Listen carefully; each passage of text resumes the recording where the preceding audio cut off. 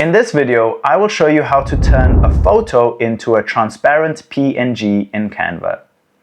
If this guide helps, please consider liking and subscribing so others can see it too. What's up guys, my name is Kyle from GuideWise. As you can see, I have this image or photo of a lion and I would like to download this in a transparent form. So you will go to Share in the top right corner, scroll down to Download, select Transparent Background and make sure your file type is PNG. You can then select the size or quality of this image, and when you are ready, simply select Download.